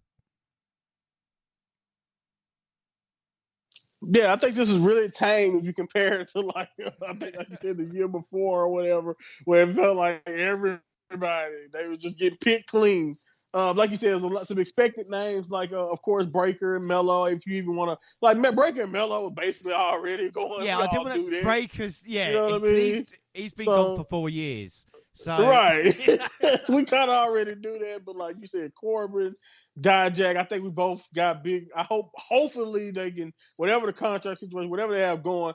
Dijak, please do not Odyssey, whatever my guy names is Odyssey. Please don't Odyssey Dijak Yeah. because Dijak Justice for deserves C. television Jones. time. Yeah. Odyssey Jones, because we haven't seen that guy. Oh, man, what happened to Odyssey, my brother? Like, oh my goodness, disappeared. As a matter of fact, the next time we see Odyssey, he might pop back up in NXT. But anyway, who knows? Who knows if he doesn't get released before that? But anyway, yeah, man, it wasn't bad at all. Kiana James was definitely a shock, although I wasn't mad at it, you know. But I think 100% that was a shock. Blair It's a Davenport. helicopter. It's the helicopter entrance. That's what Yeah, got oh her yeah. I jumped. think we probably should have knew. Yeah, once she got the interest like that, man, and she did a little moonsault off the barricade, we should have known. Should have known it was coming. You know, but yeah, Blair Davenport, somebody I think we both know is definitely talent wise ready. But I thought again, I mentioned all the time, she probably would have been a great little heel foil. But I think since Roxanne is heel now, it probably makes sense for her to graduate and move on. So yeah, it was a couple of little shocking moves, but like you said, they didn't pick NXT clean. And I think this is one of those benefits of Shawn Michaels debuting a new random lady every other week.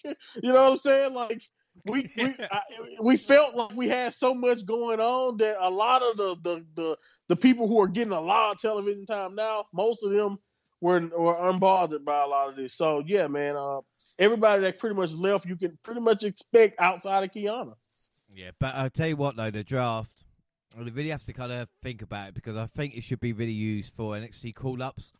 But I do really like the surprises. And like I said, seeing the great video and seeing like Lyra and how emotional he was. Ilya, I thought he was going to H-bomb Shawn Michaels. But apart from that, everybody else was fine, you know.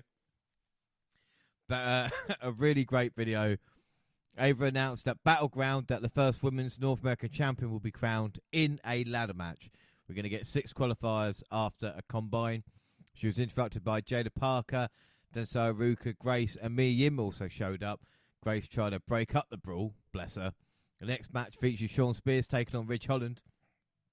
I think Sean must have in his contract that he can't win. Ridge got the win, and no one cared. Roxanne was annoyed she wasn't drafted. Briggs laughed at Ivor, but Wesley will beat them both. And the NXT tag titles were on the line when Nate Fraser and Axiom defended against Akam and Razor. We saw the Profits talking to the champs about how much AOP hurt but haven't got heart. And the majority of this bout was AOP dominating their opponents. The size and power was too much for the high flyers. Cross, Scarlett and Ellering were ejected from ringside while the ref was distracted. Tyler Bate and Pete Dunne attacked AOP and paved the way for the champions to retain. I mean, a lot going on, but it makes you think Bate and Dunne should still be in NXT, really. Yeah. A lot of these teams that you kind of get a chance to see a little bit too much that keep going back, it really makes you wonder. Yeah, like just they probably have some unfinished business. You know, probably have some unfinished business in NXT. But yeah, man, this wasn't bad at all. Though it wasn't. I'm not going to complain about seeing it or anything. But like you said, it's just one of those situations where it makes you wonder. But it was good to see them. I think nonetheless, you know, no problem. I don't think it took away from anything. No, and it's good that Axiom and Fraser didn't lose on their kind of first defense as well. Yeah. The main event of week 2 of Spring Breaking was NXT Underground match between Vice and Natalia.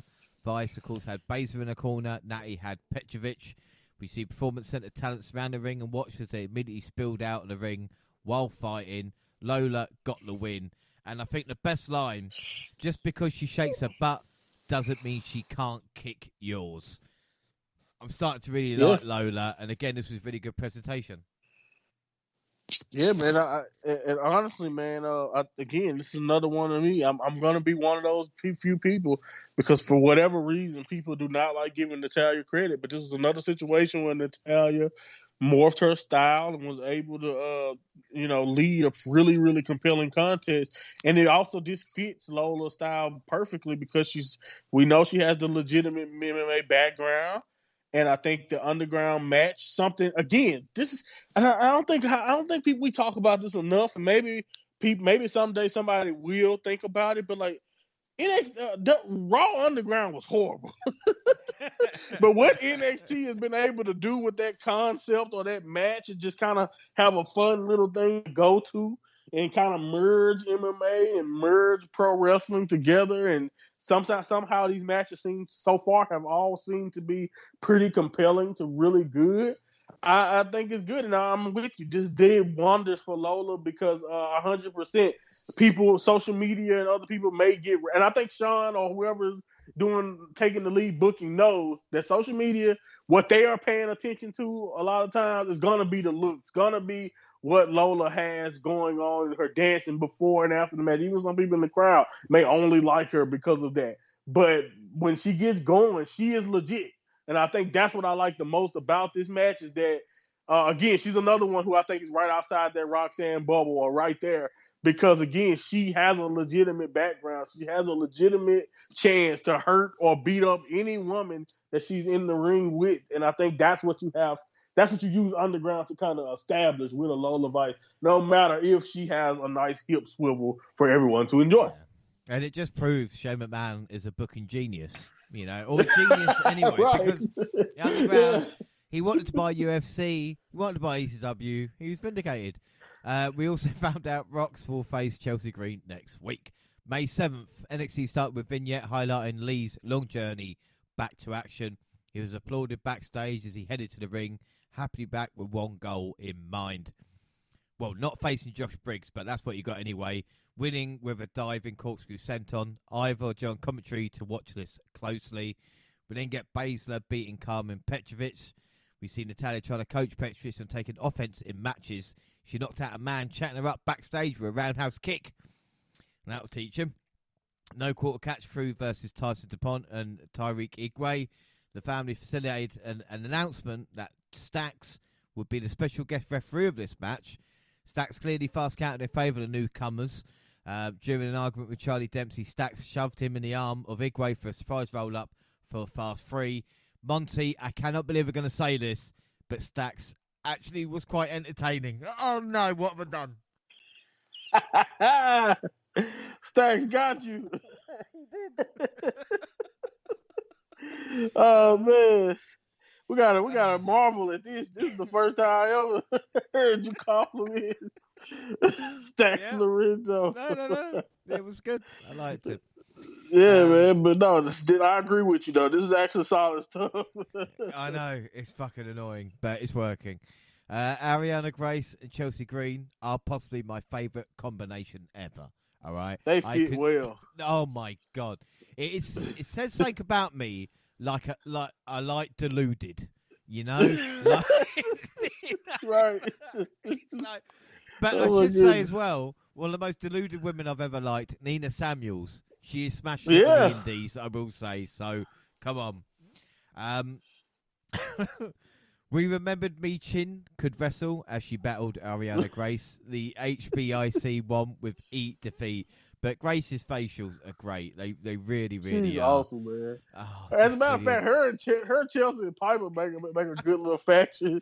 They're just too delusional. Stick Piper as the heater, and you've got the 3 there, just deluded. Yeah. The women's combine tested the speed, power, and conditioning of 20 of the most impressive women in NXT.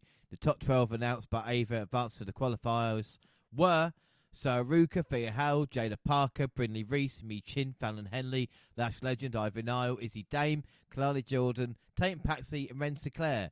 Surprisingly enough, they posted the scores for each woman, with Ruka landing the top spot with an impressive 95, and Sinclair bringing up the rear of 86.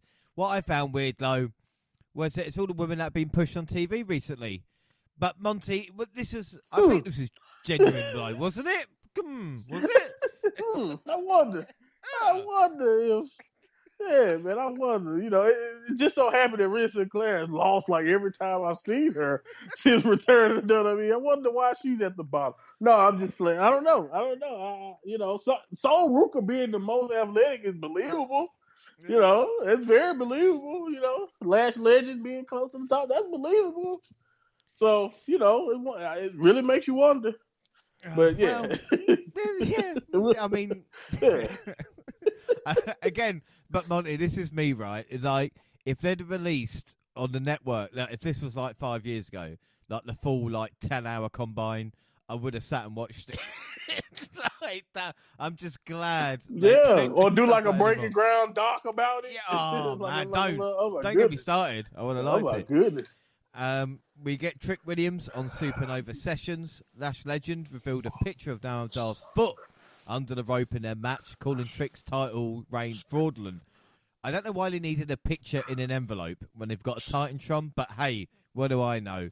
Trick was not amused, glad to accept a match with Scottish Supernova. Of course he was. Trick just gone through mellow in ear, and then Dar comes up and he's like, yeah, knock yourself out. Legend slipped and called Trick Babe, and Trick revealed that she also calls him Trick Willy Wonka. Come on. As the NXT champion, asked Legend to reveal their relationship to the world, Dar laid out Trick with a back elbow. Again, I love the fact fucking Dar is now like number one contender. Right, of all people. Noam Dar is the most legit right now. But yeah, no, it worked perfectly, and I love the little dynamic. I didn't think about having Trick kind of swoop in and possibly ruin the chemistry that Metaphor has because of a relationship or whatever. And I think that's another thing that kind of makes Trick perfect for that role, is because these are the type of stories that you couldn't necessarily tell with the Dragunov. As great as Dragunov is in the ring, I just don't think you can get to this level of goofy with a Trick with a Dragunov. Imagine this with Dragunov. Oh my God, probably would have headbutted Lash on accident, but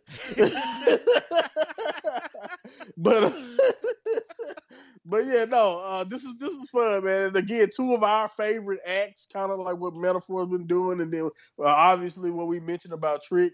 I'm all for this, and what they have going for it. I think the match will be solid too, because I think you can trust.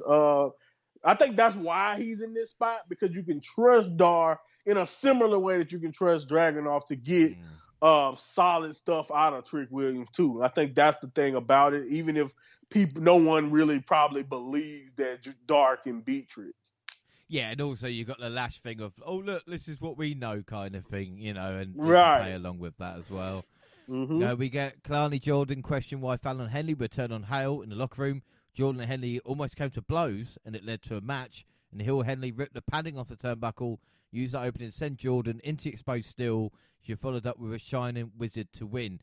My question is, though, is it worth turning heel just for that one win? Now, you know this, Monty. The amount of times heels, babyface turns on their partner, wins that one match, and then when they face their partner, and every match after loses a heel. After that, is it worth it's it? over. Is it worth it? Honestly, it begs the question, man, because I'm with you. I think from her perspective, not only did she follow around Briggs and Jensen forever, she was the loser and just like the friend for a while. And I think the one thing about it, even if she's losing after this, she is at least getting all the attention, because when you're just a friend, you're just a friend. So I think that's part of it. It's the egomaniac in the heel. It kind of lets it work. But yeah, you're 100% right, man. You get that first victory, and all right, they're about to go on a JBL Triple H run, and it never happened. It never happened. Jasmine Nix warned Hale she was coming for her after breaking JC Jane's nose. I'm surprised. Oh, so scary. Yeah, she went like, what the fuck? And what's scarier for Thea Hale was Ridge Holland was listening carefully backstage and seemed to get caught along with Chase U. King ruined the moment, setting up the match. Duke Hudson versus Lexis King. and an unfortunate distraction. They should just play that, that music with a dun dun dun dun dun dun, dun, just the kind of Ridge just fucks everything up. Trying to stop Lexis King from getting in Theo's face, allowed the King to hit Duke with a combination to win. Holland apologised afterwards to Chase U and promised to earn their trust. Monty, is that his new gimmick? This is the end of Chase U. Is that really his new gimmick? Chase U's over. Definitely. Yeah. Oh no, it's over. It's about to be done. And to be fair, since they had this long-standing, these horrible last 2 or 3 feuds for them has kind of made me not care as much. Like, you remember, I was all Chase U. Andre chased this. I loved it. And as time has went on, I could care less. So yeah, of course, let Holland come in and put the last nail in the coffin. But is that really his gimmick until he finally turns completely heel? Because he's just gonna mistakenly do something and do like, oh, I'm sorry, I didn't mean to do that. I was gonna save it. I was gonna save it to a later update, and then I might repeat myself. But literally, Ridge is like the fucking Lenny, of my cement. Like, he will one day they'll just find Thea Hale's carcass, and it's because Ridge hugged her too hard. Fuck! Oh, I didn't mean to do that. I didn't mean to break I'm so sorry. I was just trying to hug her. Oh my god! No.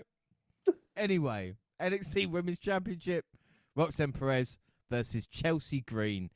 Roxanne Perez overcame the crafty tactics of the veteran Chelsea Green and took her down with pop rocks to retain the NXT Women's Championship.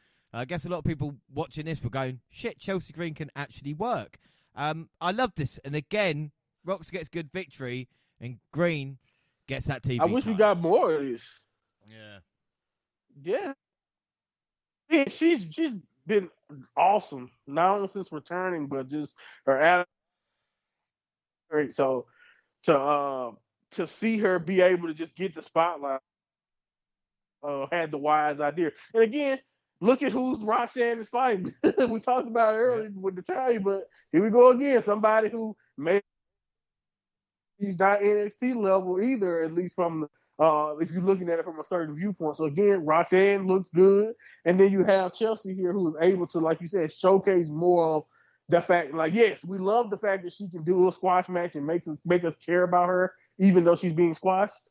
But no, she actually has talent. She actually has value and can be, in these positions to make matches competitive. And honestly, it had me wondering, like, down the line, if let's say Piper gets sick of what Chelsea has to offer, and maybe we get a face turn down the line where Chelsea's allowed to kind of prove herself as more than someone who can just get beat up and all of that. I'm not saying it's going to happen anytime soon, because honestly, I would like her to be the coward who wins more too. Like that, she can do both. So I can't wait to see what they decide to do with Chelsea going forward. But yeah, this is a great little showcase. Not only did it work for the champ, but it was just, like you said, a nice little reminder for anyone who didn't know that Chelsea can bring it also. Right, we'll move on to the last NXT, and it's flown along, you see. May 14th, Noam Dar was found attacked backstage. Lash didn't believe Trick didn't do it, but where was Mello? I've seen this before, So, right. What's going on? Women's North American title qualifier, Sarah Ruka beat Izzy Dame with the Soul Snatcher. OTM beat Idris Sanofi and Malik Blade. The end is near for that team. North American title qualifier, Ivan I still get mad. I said they were going to be tag champions once. All right, move on. But I'm just saying, every time they lose, we'll just be like, talk damn. About them more on the next update. Yeah, about their bad luck. But Women's North American title qualifier, Ivy Nile lost to Lash Legend. Now, again, I love Ivy Nile, but I think Lash, again, does this show where they are at the moment in time? Overall, would that be fair to say Lash maybe a little bit higher? I agree. I think this definitely shows where they are from a, like you said, just from a viewpoint of the office or whatever, or like believability. And I think, honestly, also, I think it's time. I think it's beginning. She's already showed in different moments in the past year that she's improved, that she can be a prominent member.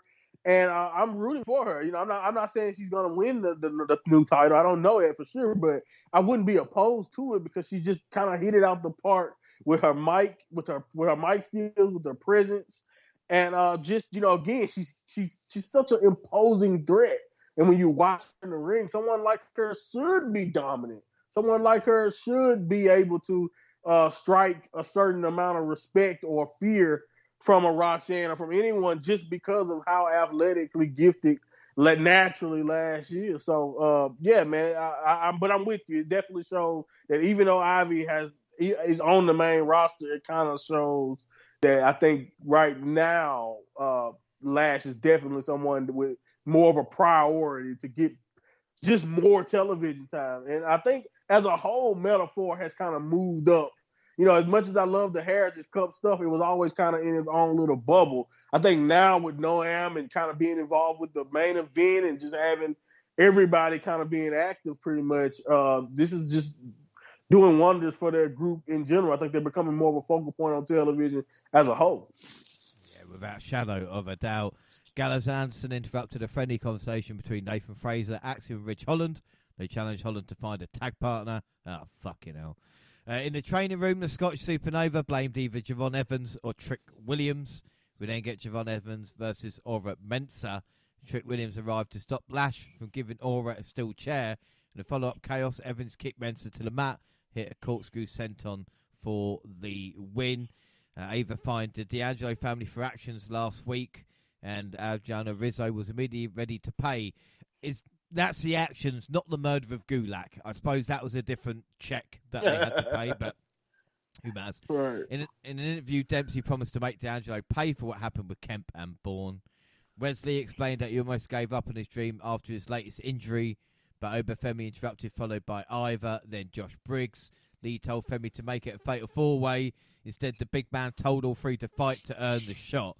You forget how good a face Wesley is when he's doing stuff like this, but you forget just how fucking intimidating Obafemi is. Because when he goes, I don't want a fatal four-way, you go, okay, you can have a singles match.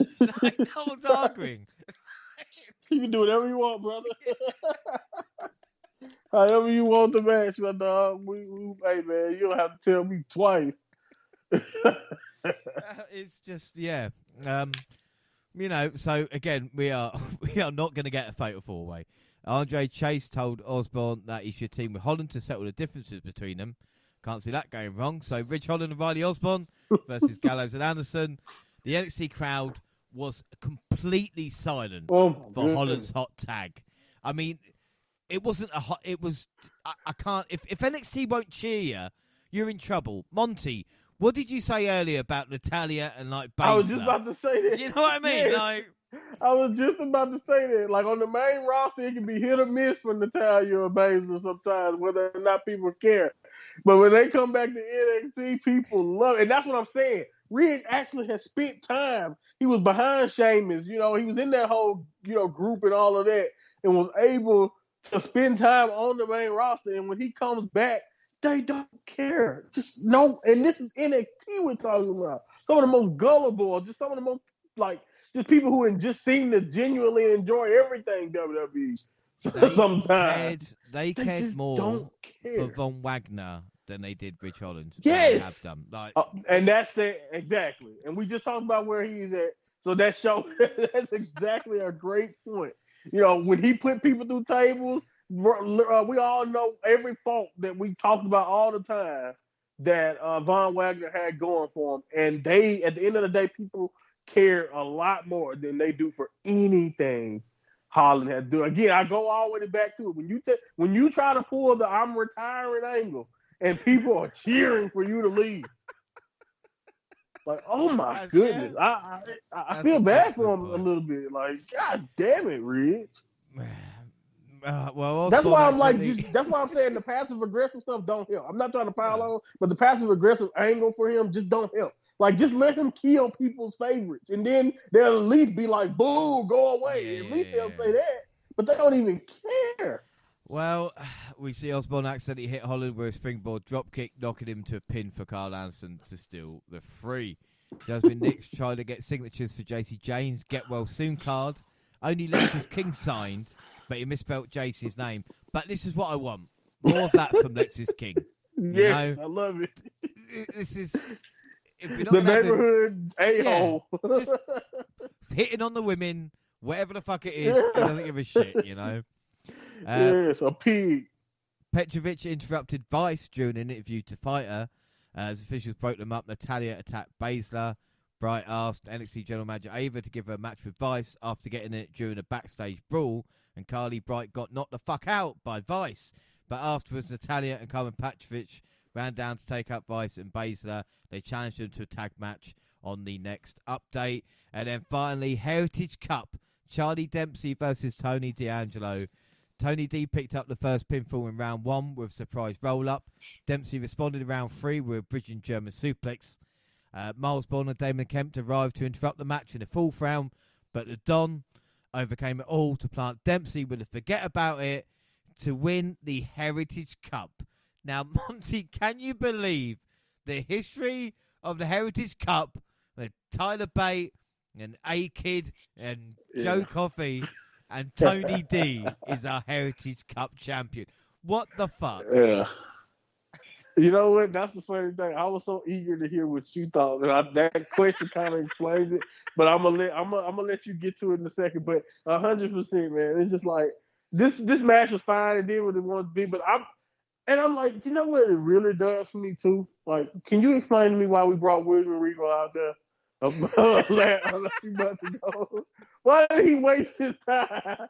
If not only was Dempsey not going to run with it long, he loses it to Tony D of all people. Like, oh my goodness. Like, Regal should have came out right after the match and just slapped his son in the face or something. You know what I mean? And, whatever. Like, oh my goodness. Like, really? Like you said, the Heritage Cup, all it represents, and the lineage, and I'm gonna be honest with you, and this is one thing and it's just a compliment to us, because me and you kind of been on this energy when it came to Noam and his run. But I literally seen people saying this cup hasn't meant anything to us without Metaphor establishing themselves and Noam Dar having really interesting matches. So just think about that. Like, even with Dempsey, somebody who we respect in the ring, they didn't really give him enough content-wise, or at least contender-wise, to where people were invested enough to really care about it with him on top. So it's just like, so you take it away from Noam Dar, which is fine. I understand it.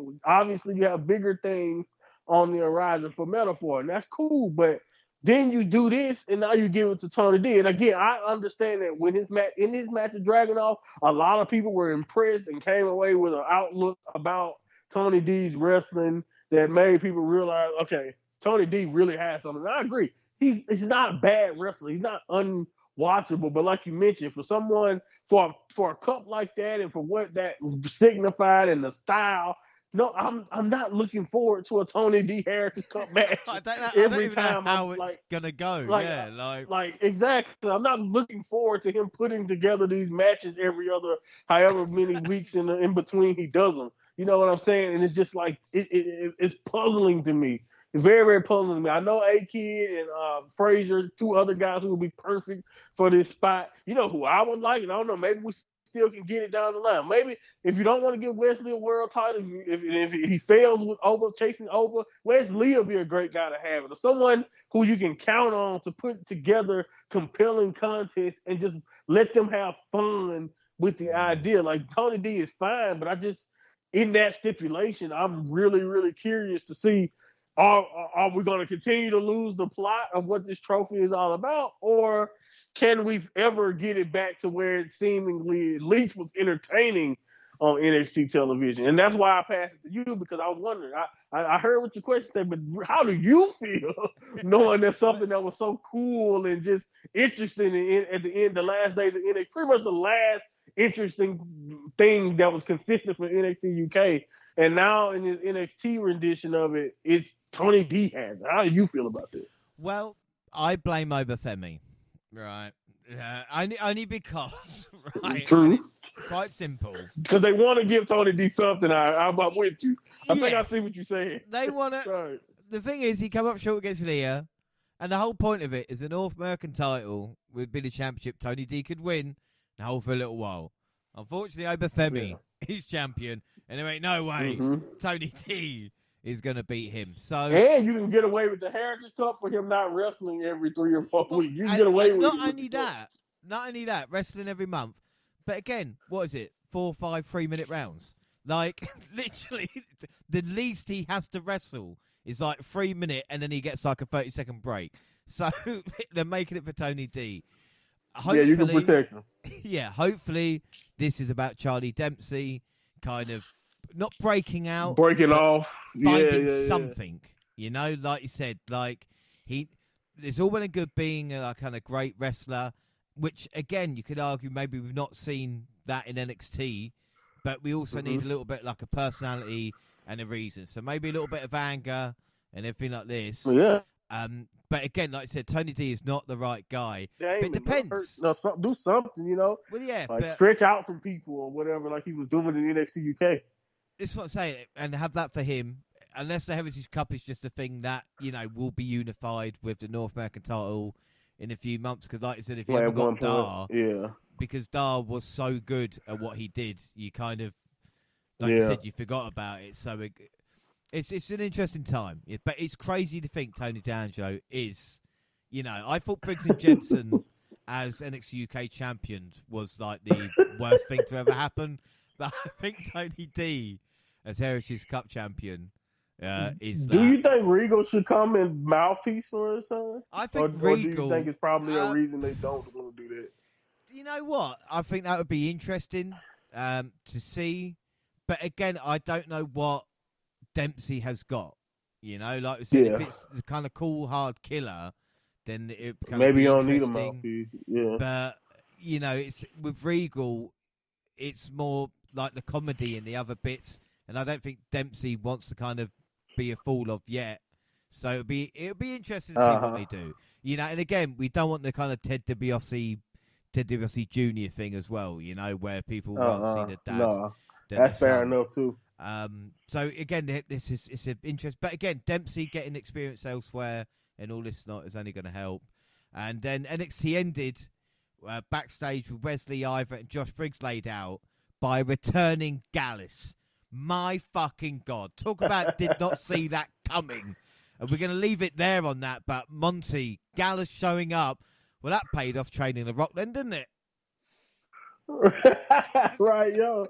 I'm going to be honest with you, and I didn't bring this up when we were talking about the draft, but I honestly was low-key expecting Gallus Boys on top to get drafted out of nowhere, like you mentioned, especially not only do you train the Rock and all of that, it just made you think, could big things be on the horizon for them, on the main roster, but obviously not quite yet. They have more to do in NXT, and I don't know, man. It's really making me wonder.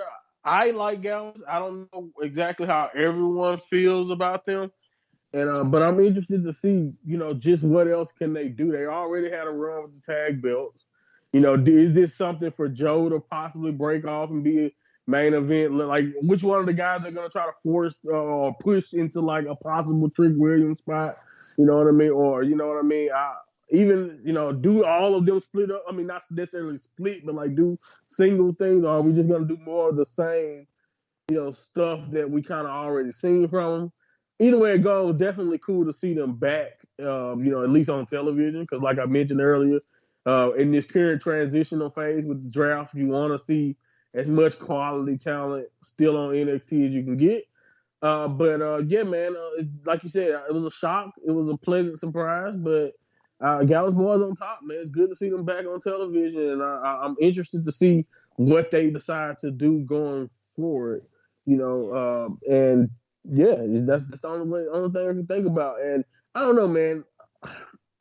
I can see a future for them on the main roster, but I saw Pretty Deadly being tag champions by now. So I don't know what the fuck happened. We'll have to wait and see. Like, we'll have to wait and see how this goes. I don't understand why they don't I think get it's because of Waller and Theory. I think that's the only reason Pretty Deadly have not been featured more. Like, Waller impressed. Right, we already kind of got heels in this spot. And then, like, again, back in NXT, Pretty Deadly, I mean, that's what NXT needs, tag teams. Like we talk about.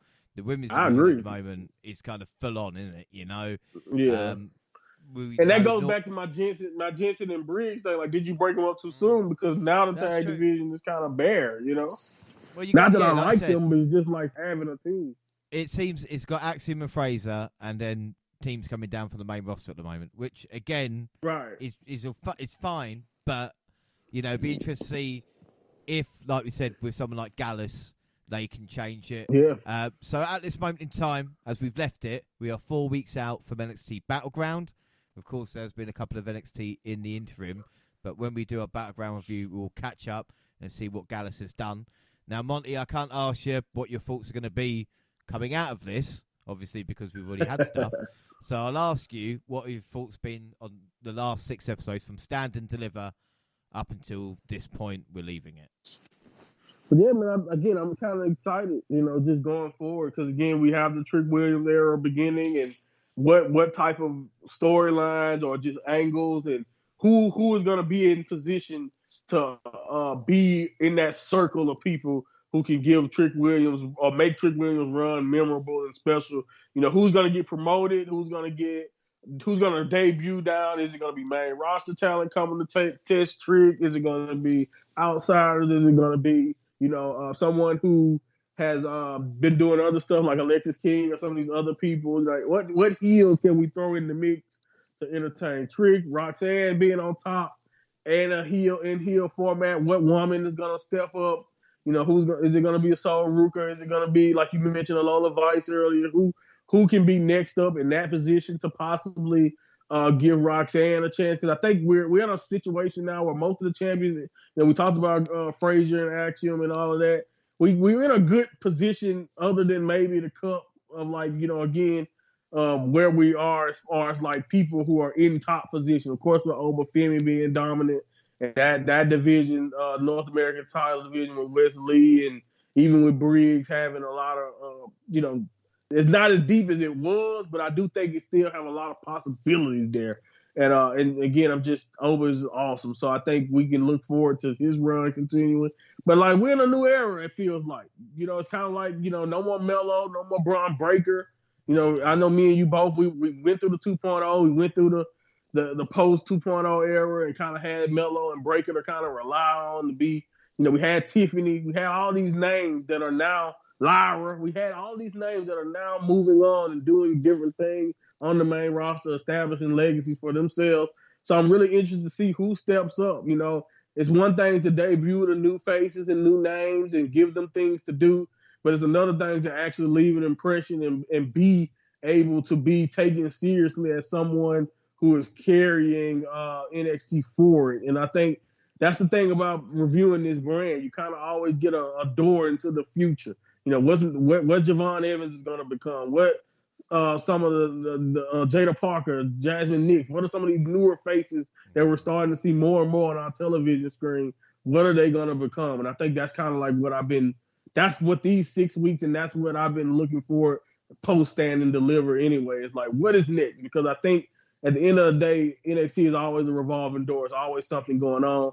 And that's kind of the thing I love about it. But at the same time, it can be scary because we can end up back in like a 2.0 phase where we're just not really interested in much, or we can stay on fire and keep building quality content like NXT was doing the last year or so. So I'm optimistic, though. I'm optimistic.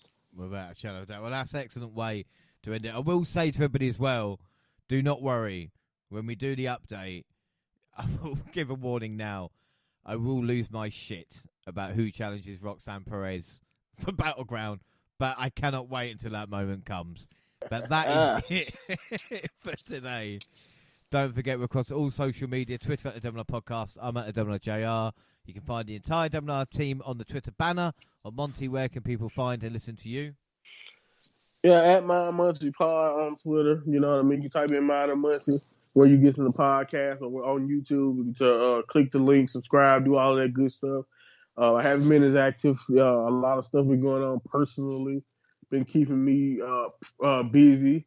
You know, I have a growing daughter who's in that active phase where at the end of the day, if she's sleeping, you got to try to nap. If she's not sleeping, you better get ready to catch her. So a lot of stuff is going on. But and just in general. But definitely keep up with me at those links. And the next time I decide to do anything creative going forward, you guys will be the first to know at Monty Pod on Twitter. Right out. And also on Facebook and Instagram, across all Google platforms. Send us an email to doubleupodcast@gmail.com and YouTube, Double Up Podcast, where all latest clips and podcasts go at the same time on YouTube. Do SoundCloud on your phone, and also Spotify and iTunes, where you can download, subscribe, rate, and review there. So our next episode is tomorrow, and it's a King and Queen review. But until then, I've been James Rowlands, and I was joined by the mind of Monty. And Monty, maybe a while, but it fits like a glove, doesn't it? We go straight back to it. Oh yeah, man. Even if, as unfortunate as it is sometimes, to not have a consistent timing with it. Sometimes, like you said, it doesn't take long to get right back in the swing of things, man. And it's always fun, always cool to kind of catch up, and get these things out. And yeah, man, this is, like you said, it's our baby, man. It's special. These pods are always a good time. Right, shout out of a doubt. Well, thanks for this, everybody. Bye.